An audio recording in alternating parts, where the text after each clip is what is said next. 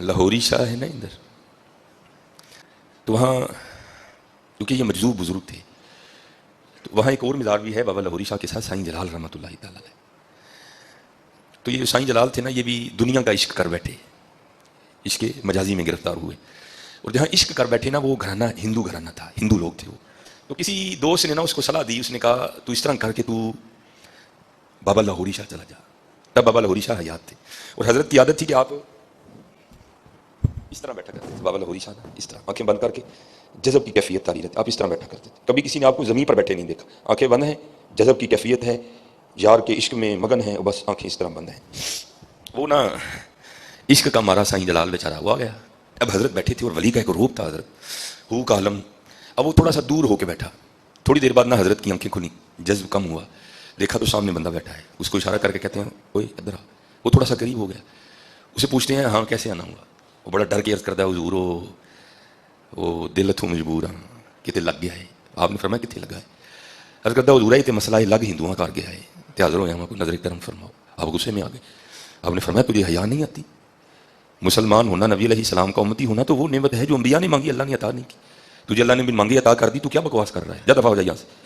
تو حضرت نے پھر آنکھیں بند کر لی، لیکن حضرت عشق تھا نا، نہیں گیا بیچارہ، بیٹھا رہا۔ دوسری بار حضرت نے پھر آنکھیں کھولی، دیکھا تو بندہ پھر بیٹھا ہے۔ آپ نے اس کو تھوڑا اور قریب کیا، اور قریب آ گیا۔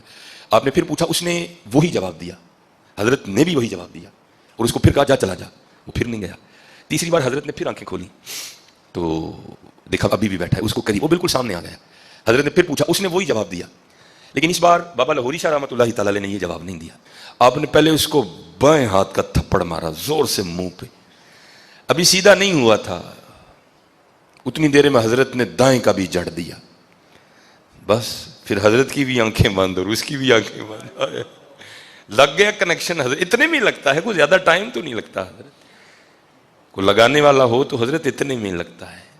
پھر حضرت وہ حال ہوتا ہے، سیونی مینو رانجا سدو ہیر نہ کھو کوئی، رانجا رانجا کر دی میں آپ پہ رانجا ہوئی ہے۔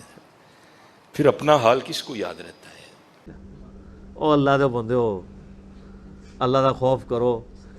شکر ہے کہ گوروں کو اردو نہیں آتی، پنجابی نہیں آتی، اور آپ کو انگلش نہیں آتی، ورنہ یقین کریں کہ گوروں کو مزاحیہ پروگرام لگانے کی ضرورت ہی نہیں تھی، ہمارے علماء کی صرف تقریریں لگا دیتے ہو۔ ایسے پاسبل ہے؟ اگلا سوال ہے، مجذوب اور قلندر کسے کہا جاتا ہے؟ دیکھو کدھر کو پوچھ رہے ہیں سوال۔ اور صوفیاء کے ہاں اس کی دلیل کیا ہے؟ قرآن و سنت کی روشنی میں بیان فرما دیں۔ قرآن و سنت کا مجذوب اور قلندر سے کیا لینا دینا؟ قلندر کا تو آپ کو یعنی صوفیاء کی کتابوں کی روشنی میں بتایا جائے گا نا، قرآن و سنت کی روشنی میں پھر ہم آپ کو بتا دیتے ہیں کہ یہ سارا کا سارا فراڈ ہے۔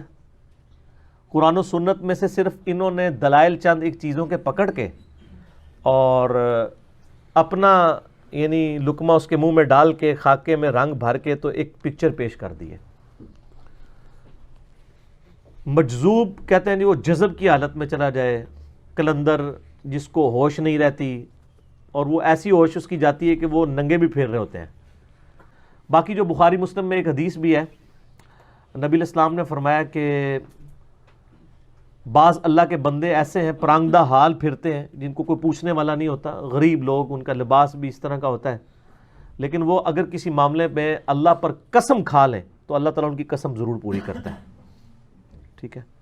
اور وہ کہتے ہیں دیکھ لیں یہ ہمارے بھی یہ اس میں حضور نے تو کہا ننگے پھر رہے ہوتے ہیں، ننگے کے تو الفاظ ہی نہیں ہے۔ پرانگدہ حال یعنی اتنے غریب ہیں کہ ان کے پاس سر پہ رکھنے کے لیے پگڑی والے کپڑے بھی موجود نہیں ہیں، ٹھیک ہے۔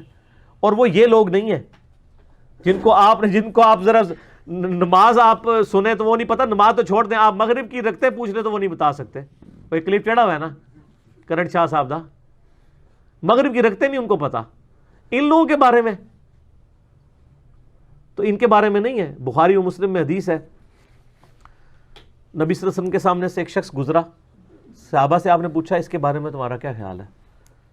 کہا کہ اس سے زیادہ تو معزز شخص ہی کوئی نہیں ہے، یہ کسی دروازے پہ رشتہ مانگے تو لوگ رشتہ دے دیں، کسی کی سفارش کرے تو لوگ اس کی سفارش قبول کر لیں۔ تھوڑی دیر بعد ایک غریب سا صحابی وہاں سے گزرا، وہ بھی صحابی تھا جو پہلے گزرا، کافر نہیں تھا، جس کے جسم پہ کپڑے بھی بڑے نامنل سے تھے۔ آپ فرمایا اس کے بارے میں تمہارا کیا خیال ہے؟ کہا یہ جس دروازے پہ جائے دھتکار دیا جائے، کسی سے اس کی بچی کا رشتہ مانگے تو اس کو رشتہ بھی اس کو دینے کے لیے کوئی تیار نہ ہو. تو یہ بڑا اس طرح کا ہے. نبی صلی اللہ علیہ وسلم فرمایا کہ جو پہلے شخص گزرا تھا نا، پوری زمین ان لوگوں سے بھر جائے نا تو اللہ تعالیٰ کو یہ ایک بندہ اس سے بڑھ کے عزیز ہے. تو وہ یہ ساری چیزیں تھیں. اس کو پکڑ کے مجذوبیت یا تصوف میں یا یہ کہنا کلندر ہوتے ہیں یہ وہ اس طرح کی چیزوں میں، یہ مسٹسزم ایک پیرلل میں ایک ریلیجن ہے جو مسلمانوں کے ہاں صوفیت کے نام پہ پایا جاتا ہے اور ہندوؤں کے ہاں سادھوؤں کی شکل میں پایا جاتا ہے، اور اسی طریقے سے کرسچنز کے ہاں جو ہے اور جیوز کے ہاں جو ہے وہ راہبوں کی شکل میں پایا جاتا ہے. یہ ہر جگہ موجود ہے. باقی اس کا یعنی انہی دین کی بگڑی ہوئی شکلیں ہیں. شریعت میں کوئی ایسا مسئلہ نہیں ہے. مسلم شریف میں حدیث ہے جب تک ایک بھی اللہ اللہ کہنے والا موجود ہے نا زمین پہ قیامت نہیں آئے گی. اللہ اللہ سے مراد وہ لوگ ہیں جو سجدے کروا رہے ہیں، اپنے ہاتھ پاؤں چموا رہے ہیں، یا وہ لوگ ہیں جو موحدین ہیں، جو اللہ کے نبی علیہ السلام کی صحیح تعلیمات لوگوں کے سامنے رکھتے ہیں. یہ تو ان کے اپنے کرائٹیریا ہیں. یہ لوگ تو بڑا، میں کہتا ہوں اسلام نے جو مبارک دور پہلے 300 سال کے بعد آج کا دور دیکھا ہے نا، پچھلے 1200 سال میں نہیں دیکھا. 1100 سال کے اندر آپ اپنے بزرگوں کو رو رہے ہیں. آپ ذرا کو اپنا بابا چٹی داڑھی والا لے کے آئے نا جس نے ابھی کبھی ینگ ایج کے اندر قرآن ترجمے سے پڑھا ہو، اور وہ اس کو کہے قرآن پہ لفظ دے کہ تیرے ابے نے بھی قرآن ترجمے سے پڑھا ہوا ہے. رواج ہی کوئی نہیں تھا. اور سر یہ داڑھیوں والا رواج بھی اب شروع ہوا ہے سب کانٹیننٹ میں. تو پہلے کتنے جوان لوگ اتنی داڑھیاں والا سلسلہ تھا ان کا، یا اسی طریقے سے عورتیں اس طرح نقاب کرتی تھیں؟ یہ نہیں تھا. یہ اب ایجوکیشن آئی ہے. بخاری کا ترجمہ ہی کوئی نہیں تھا سر.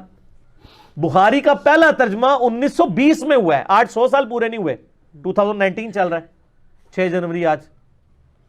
تو وہ مولانا مودودی والی بات صحیح ہے کہ انڈیا پاکستان بنگلہ دیش کے لوگوں نے اسلام نہیں قبول کیا، اسلام نے انڈیا پاکستان بنگلہ دیش کے لوگ قبول کر لیے ہوئے. دیکھ کام تو وہی چل رہے ہیں، رسومات وہی چل رہی ہیں، عقائد وہی چل رہے ہیں. آپ ہندوؤں کو بھی دیکھ لیں، وہ بھی اپنے سکھوں کو بھی دیکھ لیں، مزاروں کے اوپر ڈولیاں چڑھا رہے ہیں، یہ بھی ڈولیاں چڑھا رہے ہیں. ٹھیک ہے، تو کہاں سے کہاں تک معاملات چلے گئے ہوئے ہیں. تو بہت بگڑا ہوا معاملہ ہے. اگر آپ کلمے کے اوپر مجھے پرانے بزرگوں کا نہیں پتا انہوں نے پڑھوایا کہ نہیں پڑھوایا. آج ڈاکٹر ذاکر نائک ہزاروں کے مجمع میں سینکڑوں ہندوؤں کو مسلمان تو کر چکے ہیں نا ویڈیو میں. تو کیا ان بابوں کے ماننے والوں نے ڈاکٹر ذاکر نائک کو اللہ کا ولی مان لیا؟ تو اپنے ولی اپنے بوجھے چ رکھو. پھر اگر کلمہ پڑھانا ہی کسی کے اللہ کے ولی ہونے کی دلیل ہے تو ڈاکٹر ذاکر نائک کو ولی کیوں نہیں مانتے؟ آپ نہیں مانیں گے. تو آپ کہتے ہیں ہمارے بزرگ خدمت کی ہے. آپ وہ تو ہم اس کی انجینئرنگ کرنا شروع کریں. دین کی نہیں خدمت کی، اپنی وہ بزرگیوں کے جو سلسلے ہیں ان کی خدمت کی ہے. دین کی خدمت ہوتی تو آج ہمیں نظر آ رہی ہوتی. آج انڈیا پاکستان بنگلہ دیش میں اکثر لوگ سورۃ الفاتحہ کے ٹیسٹ میں فیل نہ ہو رہے ہوتے، ایاک نعبد و ایاک نستعین پڑھ پڑھ کے بھی وہ بابوں کا نہ پکار رہے ہوتے. ٹھیک ہو گیا.